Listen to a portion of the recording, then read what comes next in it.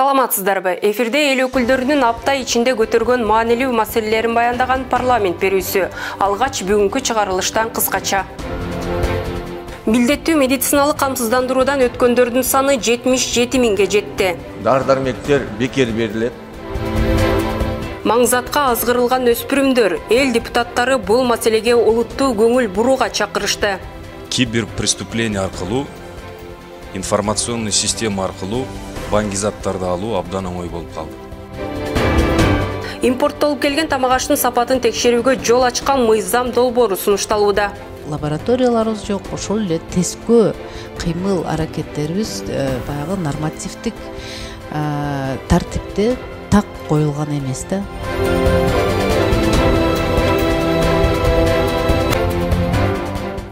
Жогорку кеңештин төрагасы Нурланбек Шакеев Москва шаарында өткөн жамааттык коопсуздук келишим уюмунун парламенттик ассамблеясынын кеңешинин отурумуна катышты. Иш-чараны Россия Федерациясынын федералдык жыйынынын мамлекеттик думасынын төрагасы Вячеслав Володин ачып, жыйында жамааттык коопсуздукка байланышкан маселелер талкууланды.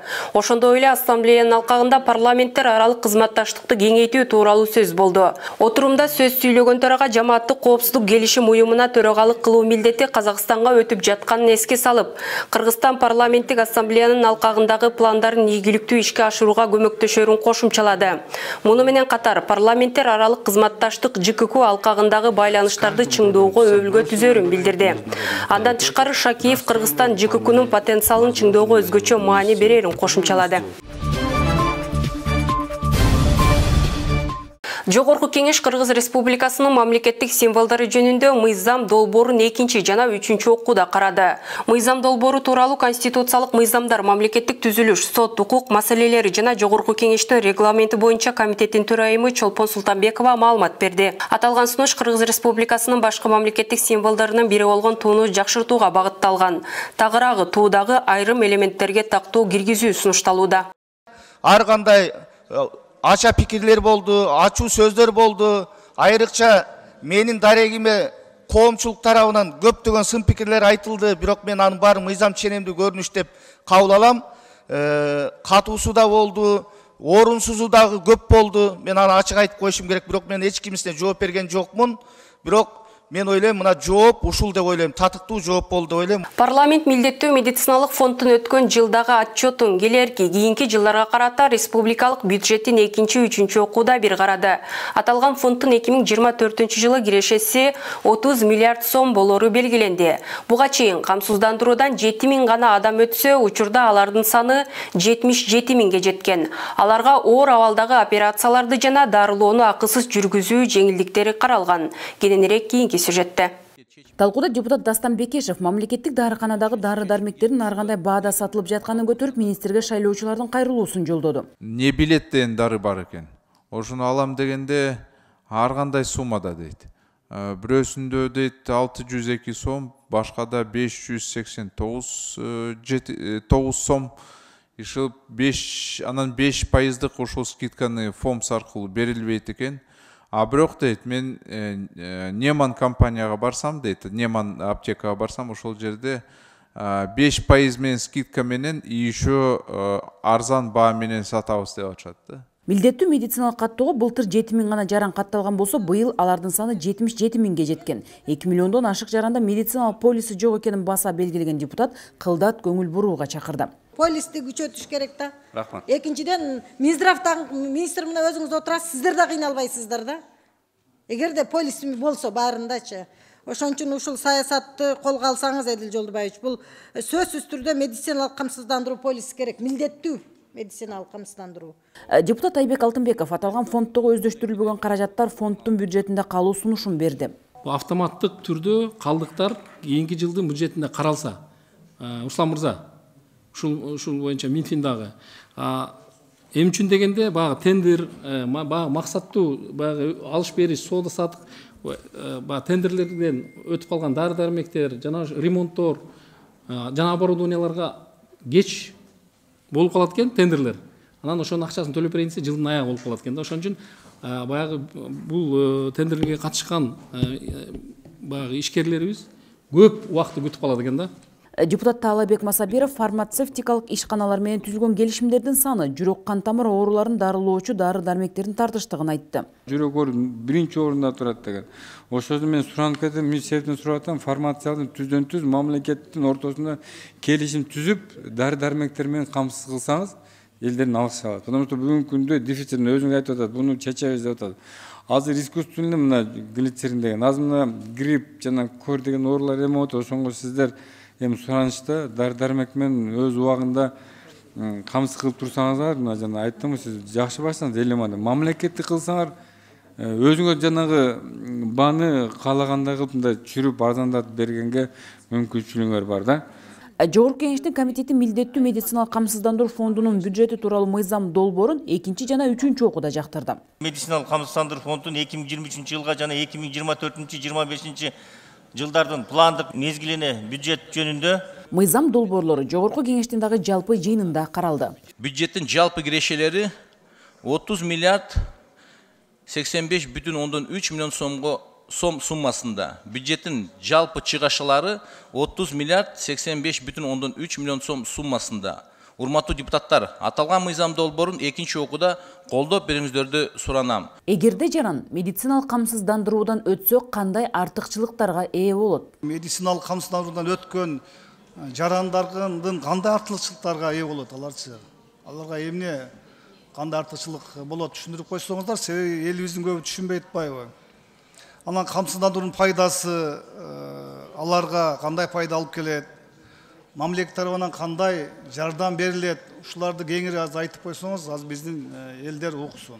Камсыздандыруу алгандан кийин биздин жарандардын ар бир өзүнүн хирургияда, терапияда, кардиологияда бардык жерде өзүнүн льготалары бар. Эгер аларды мен азыр как практикующий хирург айтсам, көпкө созулуп кетет да. Льготалары бүт бардыгы бар. Дары-дармектер бекер берилет.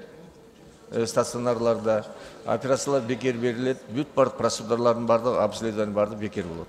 Элге кызмат кылган дарыгерлердин эмгек акысы жогорулайбы? Бир ставка 25, бир 25те иштедим дейт, 11 000 айлык чыгыптыр врач региондо. Нилбир Якупжан, бул деген сиз туура айтып атасыз, жаңы эле барып стажы жок бүткөн жаш адистердин бардыгы 11 000ден 15 000ге чейин алып атат. Бирок биз депозит врача менен ошолорго азыркы кезде дагы кошуп берген биз план түзүп, ошолорду иштеп атабыз. Ошондой программа иштесеңиздер, себеби бул жаш кадрларды биз айлык маяна менен кармап калбасак, өзгөчө региондордо булар уже жана чет өлкөгө же башка жака кеткенге кызыктар болуп, ойлонуп башташат экен да. Алдыда жаңы ооруканалар салынабы же жокпу деп депутат кызыкты.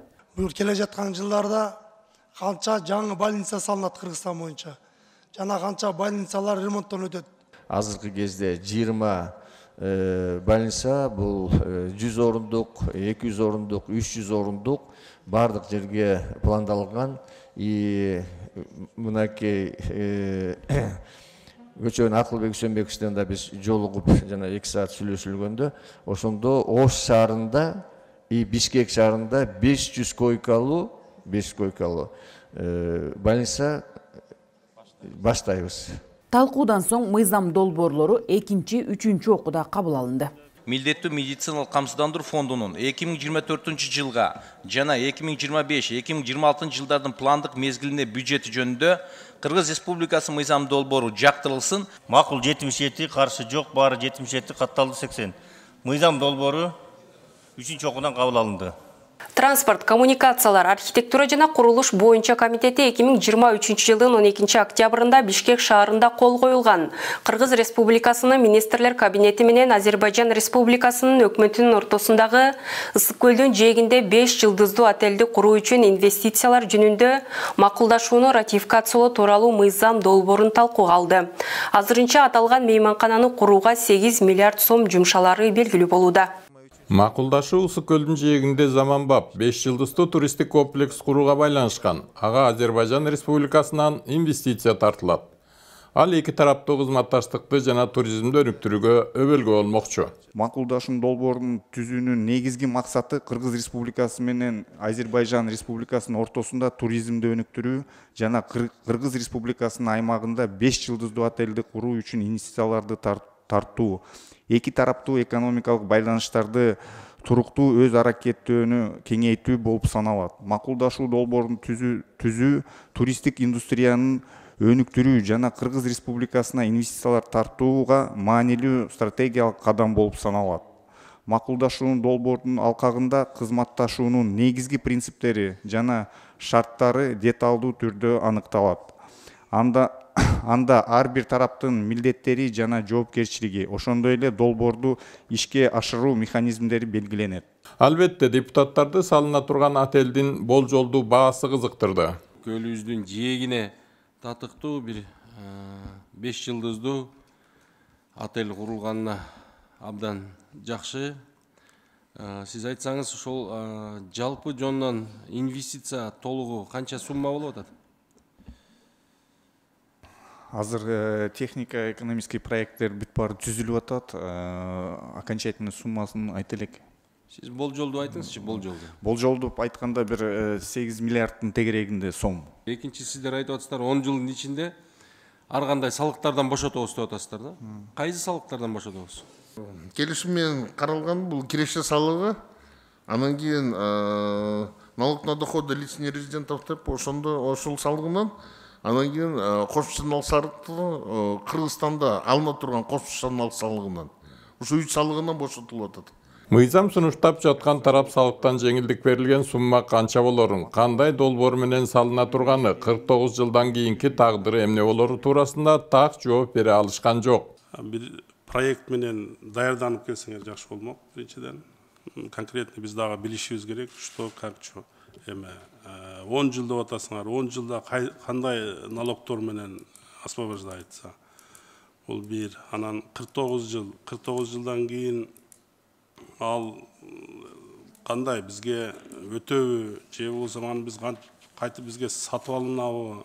Ушулар боюнча бир тактоо иреттеринде көп вопростор бар да. Катташууларыбыз күчөйт деп ойлойбуз. Анан биринчиден өзлөрү мындай продлевать эткенге возможности болот да. Ну, ничего нету. Еще даже не завершились изыскательные работы, да? Любой бизнес, который делает, чтобы пользу государству принесло, это мы делаем проект, правильно? Проект высчитываем. Нужен он нам или не нужен? Пользу принесет Кыргызстану или нет, правильно? Мына ушундай талкуудан кийин мыйзам долбоору жактырылды, бирок комитет бир катар түзөтүүлөрдү киргизүүнү сунуштады.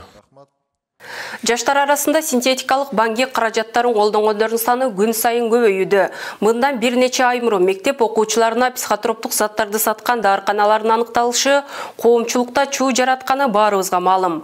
Маңзат колдонуу маселеси парламенттин жыйынында да көтөрүлүп, эл өкүлдөрү бул маселени олуттуу көңүл буруп, банги каражаттарын мыйзамсыз жүгүртүүгө каршы күрөштү күчөтүү талабын коюшту.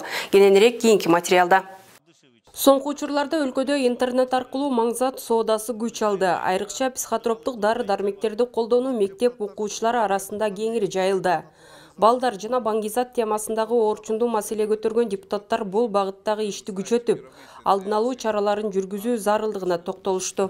Жаштар азыр баңгизаттарды колдонгон учурлар абдан көбөйдү.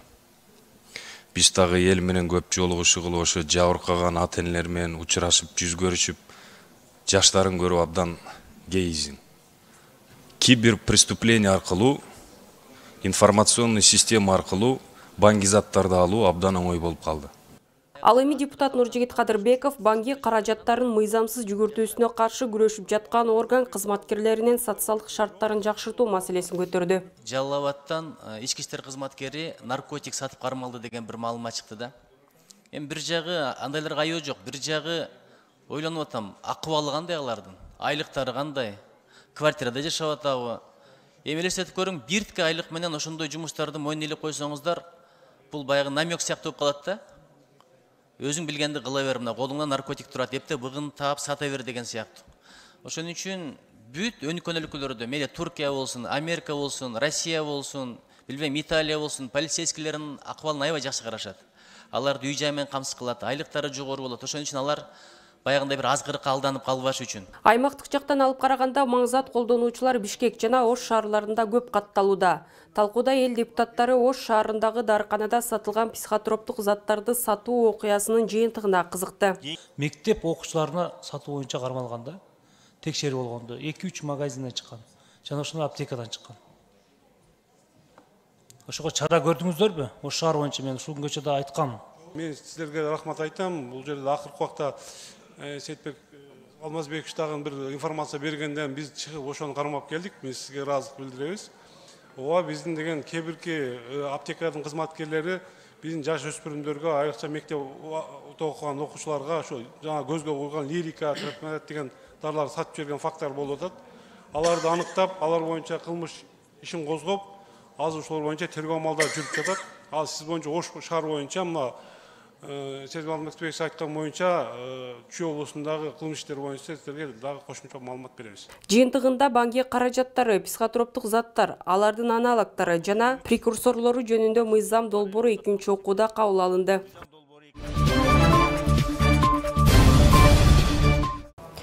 Жогорку кеңеши тиешелүү мамлекеттик органдардын кызмат адамдарынын мыйзамсыз аракеттеринин айынан соттолгондор, жазаны өтөөдөн мөөнөтүнөн мурда шарттуу бошотулгандар тууралуу маселени иликтөө боюнча убактылуу депутаттык комиссиянын кезектеги жыйыны өттү. Комиссиянын төрагасы депутат Жусупбек Коргонбай уулу өз баяндамасында көптөгөн соттук чечимдер туура эмес чыкканын, иликтөөлөр көрсөткөнүн билдирди. Ошондой эле депутат Кыргызстанда өзгөчө оор кылмыштар менен өмүрүнүн акырына чейин түрмөгө камалгандарга убагында гумандуу мамиле жасалганын, ал эми кошуна өлкөлөрдө мындай кылмышкерлерди атууга өкүм чыгарылганын эске салды. Андыктан комиссия төрагасы соттордун мыйзамсыз аракеттери үчүн кылмыш ишин козгоо багытында тиешелүү мыйзамдарга өзгөртүүлөрдү киргизүү зарыл экендигин билдирди. Комиссиянын маалыматына ылайык 2023 жылдын 6 айында 501 соттолгон жаранга карата мөөнөтүнөн мурда шарттуу бошотуу тууралуу сотторго сунуш киргизилген. Анын ичинен 180 соттолгон жаран мөөнөтүнөн мурда абактан бошотулган. Соттордун акыйкат сызыгы боюнча азыр мен фактын айтып турам. Өмүр бою камакка кесилген киши, мына ишимизге интернет атсаңыздар, бүгүн жалап атат. 22 жылы чыккан экен, 17 жылы өмүр бою кесилген. 22 жылы 4 жылда кандай, 5 жылда кандай чыгып кетет билбейм. Сот чыгарбаса ким чыгармакта? Туурабы? О бүгүнүн мүчөсү экен. Активдүү чыгып, көз-көзүнө ишкерлерди тоноп, уруп, жанагы мыйзамсыз иштерди кылып. Жер казынасы жөнүндө мыйзамдын 18 беренесинин аткарылуусу тууралуу маселе тармактык комитетте каралды.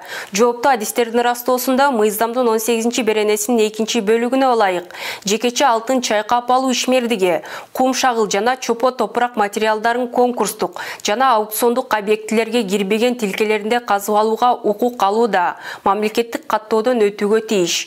Мындай каттоону жергиликтүү мамлекеттик администрациялар жүргүзмөкчү. Бул маселе боюнча маалыматты Кыргыз геология кызматынын директору Эмил Осмонбетов берди. Жооптуу администрациялар тарабынан чачынды, алтынды, кум шагыл аралашмасын жана чопо топуракты казып алуу укугуна күбөлүк берүү тартиби каралган. 2009 жылдан бүгүнкү күнгө чейин канча көлөмдөгү кум шагыл жана чопо топурак казылып алган байлыктардын көлөмү жана мамлекетке төлөнгөн каражаттардын жалпы суммасы боюнча маалымат министрликте берилген эмес. Министрликтин маалыматы боюнча кум шагыл аралашмасын жана чопо топуракты казып алууда акыркы 5 жылда 288 күбөлүк берилген. Ал эми администрациялар болсо жалпысынан 349 күбөлүктү беришкендиги тууралуу маалымдашкан. 19 жылдан баштап жобонун негизинде администрациялар тарабынан мамлекеттик каттоо тууралуу бериле турган күбөлүк негизинде жүзөгө ашырат. Ошон Жалал Абад область боюнча 107 күбөлүк берилген, Баткен боюнча 40, Ош 102, Чүй 59, Нарын 26, Ысыкөл 23, Талас 7. Талкууда комитет мүчөлөрү бул учурда казылып жаткан пайдалуу кендердин көлөмү так аныкталбай тургандыгын жана аталган жагдай экологиялык зыянга алып келүүсү мүмкүн экенин айтып тынчсызданышты. Ар кандай мындай бир кооптуу маселелерди жаратуучу карьерлер бизде абдан көп. Мен ошол эле баягы өзүмдүн жеримдеги карьерлердин көбүн айтып келем. Ошол именно калктуу конуштардын жанынан, ошол үйлөрдүн жанынан, ошол эле жанагы селопасный зоналардан, ошол эле жанагы коюлган чаң чыгаруучу жанагы өзүнүн аппараттары конуштардын жанынан берилгени ошончолук элге мындайча айтканда зыяны тийип келгендер көп. Депутат Алишер Козуев Кумшагыл аралашмасын жана чопо топуракты казып алуу чөйрөсүнө мамлекеттик көзөмөлдү жүргүзүүдө. Министрлик менен администрациялардын арасында тыгыз байланыш жоктугун жана баш аламан аткарылып жаткандыгын белгилеп, көзөмөлдү толугу менен министрлик өткөрүп берүүнү сунуштады. Мамлекеттик администрация менен айыл өкмөт менен геология үчөө биригип туруп, мындай талашсыз кылып туруп, кийин берилгенден кийин дагы көзөмөлдү кантип жүргүзөт. Анын жоопкерчилиги кандай болот? Ошону иштеп чыгышыбыз керек. Азыр бир объектти карай турган болсок, бири-бирине футбол этип эле эч кимде жоопкерчилик жок. Бергени бере берет кагазды, бирок эч ким көзөмөлдөй албайт. Ошону мындай туура түшүндүрүшүбүз керек да, мындай кеңири талкуу кылышыбыз керек. Депутат Кундузбек Сулайманов жооптуу жетекчилерди Токтогул районундагы кварц кенин иштетүү фактысын иликтеп, келтирилген зыяндын көлөмүн аныктоого чакырды. Ал ошолор Кореяда алганда разработка кылганбы, же разведка кылышканбы, чалгындоо кылышканбы, же иштетүүгө алышканбы, ошолор боюнча дагы. Мына ушул биздин мыйзамдын туура эместиги, шалакылыгы толук камдуу эместиги мына ушудан чыгып атат да азырчы. Кача элдин бардыгы эле айтып жүргөн, ушул казылып атат деп айтып жүргөн. Жыйынтыгында жаратылыш ресурстары, экология жана техникалык көзөмөл министрлигинин жана райондук мамлекеттик администрациялардын маалыматы эске алынды. Комитеттин сунуштарын камтыган чечим долбоору сиздердин алдыңызда да турат. Чечим долбоорун добуш коем, урматтуу депутаттар, добуш бериңиздер. Макул, каршы жок, чечим кабыл алынды. Бишкек шаарындагы республикалык клиникалык жугуштуу оорулар ооруканасына кошумча жаңы имарат куруу пландалууда. Бейтапкананы кеңейтүү, жаңы заманбап медициналык жабдуулар менен камсыздап, кызматкерлерди аны пайдаланууга үйрөтүү үчүн Корея Республикасынан 40 жылдык мөөнөткө 27 миллион АКШ доллар насыя алуу пландалууда. Саламаттык сактоо министринин орунбасары 40 жылга алынып жаткан насыя республикалык клиникалык инфекциялык оорукананын функционалдык жакшыртууга жумшаларын билдирди. Макулчан шарттар боюнча Корея Республикасынын эксперттик импорттук банктын тарабынан Кыргыз Республикасынын өкмөтүнө 27 АКШ доллар эквиваленттик ашпаган өлчөмүндө Корея вону менен кредит берүү саналат.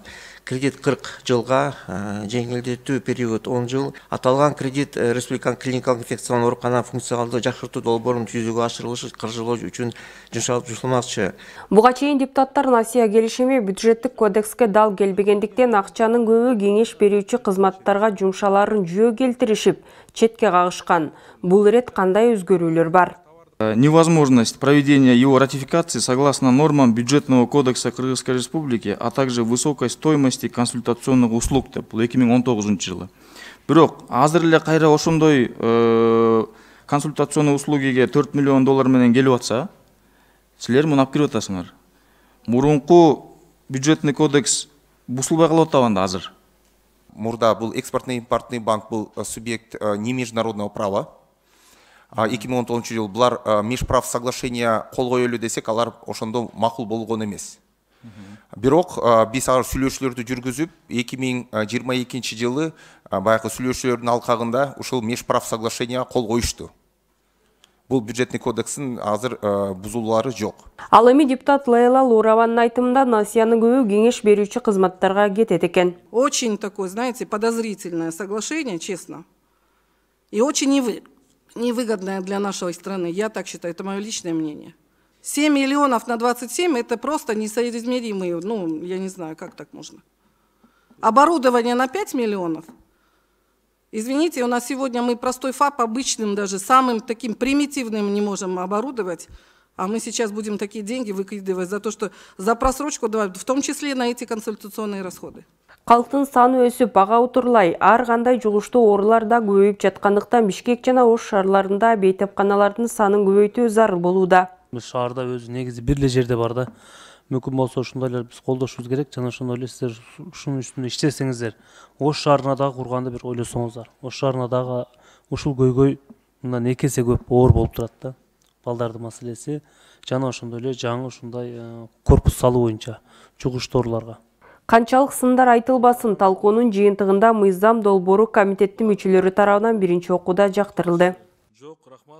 Кыргызстанда биологиялык коопсуздук боюнча мыйзам жок болгондуктан азык-түлүк, тамак-аш азыктарына эч кандай көзөмөл жүргүзүлбөйт. Мындан улам калк арасында ар түрдүү онкологиялык жана жүрөк кан тамыр оорулары көбөйүүдө. Бул жума жогорку кеңештин төрагасына караштуу климаттын өзгөрүшүнүн шартында туруктуу өнүктүрүү боюнча кеңеши коомдук угуу өткөрүп, анда биологиялык коопсуздук жөнүндө мыйзам долбоорунун мааниси жана максаты кеңири талкууланды. Сапатсыз азык-түлүк, тамак-аш көйгөйлөрүнөн улам мектеп жашындагы балдар инсульт, инфаркт болуп жаткандыгын айткан депутат Динара Ашимова биологиялык коопсуздук боюнча мыйзам долбоорун сунуштады. Демилгечи депутат климаттык өзгөрүүлөрдүн шартында коркунучтар пайда болуп жаткандыктан аталган мыйзам долбоору иштелип чыкканын билдирди. Билинбей келаткан коркунуч биздин генофондко келип аткан коркунуч. Бул биз жеп аткан тамак ашыбыз, биздин өсүп келип аткан муундарыбыз кандай тамак аш жеп чоңоюп атат. Кандай жаңы оорулар пайда болуп атат, ошого эч кандай азыркы учурда деңгээли, жетиштүү деңгээлдеги бизде статистика жок Кыргызстанда. Себеби ошол эле лабораторияларыбыз жок, ошол эле тескөө кыймыл аракеттерибиз баягы нормативдик тартипте так коюлган эмес да. Азыр ошол бизде эң чоң көйгөй. Учурда дээрлик бардык өлкөлөрдө азык-түлүктүн курамын байытып, сакталыш мөөнөтүн узартуу үчүн көптөгөн гендердик инженердик өзгөртүүлөр киргизилет. Талкууда ГМОнун кесепеттери чет мамлекеттен кирип жаткан азык-түлүк продукцияларынын курамында ГМОнун өлчөмү кантип текшерилери тууралуу маалыматтар айтылды. Күмөн санабайсыңарбы? Мисалы биздики күмөн санап, кайрадан Россия жөнөтүп атат го. Төктүрүп салып атпайбы биздин продукцияны. Биякта реэкспорт болгондорду бар жокта. Эмнеге бизде бир да кандай случай болбой атат дейм да? Ал эми ветеринарный фитосанитарный жагынан анткени көз менен көрүнө турган жактарда болот да. А биздики ичиндегини лабораторный гана көрөбүз. Биздики ичиндеги составы сиз айткандай ошону жок, алар өздөрүнүн лабораториясында перепроверка кылып туруп анан кийин жөнөтүп атпайбы? Анан келип бизде текшерип атышпайбы? Кандай продукцияны жөнөтүп атасыңар бизге деп? Ошо кандай роль бар Минздравдын? Вот об этом я и спрашиваю. Это и есть пробелы законодательства, что вы не проверяете, потому что это законом не предусмотрено у нас. А в России это предусмотрено. Импорттолгон тамак-аш, азык-түлүк кайдан кантип келип жатканы белгисиз. Жыйында Саламаттыкты сактоо министрлиги тамак-аштын сапатын текшерүү боюнча көйгөйдү козгоп, биологиялык коопсуздук боюнча мыйзамдар жок болгондуктан көптөгөн жоболор ишке ашпай жатканын билдирди. Биологиялык коопсуздук багытындагы мыйзам долбоору боюнча кеңешке эколог эксперттер да катышып, бир катар сунуш пикирлер айтылды. Кыргызстанда элибиз үчүн биологиялык коопсуздуктун өтө коркунучтуу ушундай жагдайларына келип калдык да, азыр мындайча айтканда. Ошол мал чарба жана айыл чарба продукциялары силер айткандай жанагы кандай минералдык удобрение себилип атат, анын составында эмне бар, алынган заттарда аны бир дагы лаборатория текшербейт, бир дагы илимий иш жок. Ошону мен Мурат Садиновичке дагы наул жогору жактагы Минздравдын өкүлдөрүнө дагы айтып, анан ушул сунушумду резолюцияга киргизип коюңузду суранамын. Мал чарбасында мөмө жемиш өндүрүүдө химиялык заттарды чен өлчөмсүз жана көзөмөлсүз колдонуу менен келечек муундун генофонуна өзгөчө чоң сокку урулуп жаткандыгын айткан демилгечи депутат. Аталган мыйзам долбоорун иштеп чыгууда жыйында айтылган бардык сунуш пикирлер камтыларын билдирди. Кыргызстанда мамлекеттик кайрымдуулук фонд түзүү сунушталды. Демилгечи депутаттардын бири Марлен Маматалиев баяндагандай, кайсы бир донор, бизнесмен же жамаат болобу өзүнүн мүлк, акцияларын же үлүштөн түшкөн кирешесин же компаниясын вакыфка берет. Бирок ал мүлк сатылбайт. Андан түшкөн киреше кайрымдуулукка жумшалат. Талкуу маалында көпчүлүк депутаттар мамлекеттик кайрымдуулук фонддун аталышына каршы болушуп, кыргызча болушун талап кылышты. Андан көрө Мурас фонду деп айтсаңар, адамдардын кулагына да жугумдуу болмок, элдин итиркейин келтирип, вакыф деп айтып атасыңарды. Өткөндө эле мен комитетте тиги Жалалидин мырза алып чыкканда мен айтканмын. Демилгечи депутаттар долбоордун концепциясы кабыл алынса, экинчи окууда өзгөртүүлөр киргизилерин айтышты. Марлен Маматалиев мыйзамдык көз караштан алганда эч кандай карама каршылыктар болбой турганын, өлкөнүн укуктук практикасында айрым исламдык каржылоо принциптери ийгиликтүү ишке ашып жаткандыгын айтты. Экинчи окууга өзгөртүп келели деп атам. Регламент боюнча билесиз, экинчи окууда гана өзгөртөт. Жыйынтыгында мыйзам долбооруна добуш берилип, биринчи окууда кабыл алынды. Парламент берүүсүнүн бүгүнкү чыгарылышы мына ушундай маанилүү жаңылыктар менен жыйынтыкталат. Ушул жана башка жаңылыктарды интернет желесине баш багып, Кеңеш KG сайтынан окусаңыз болот. Сиздер менен мен Тазагүл Эмилбекова болдум. Кийинки эфирден көрүшкөнчө аман туруңуздар.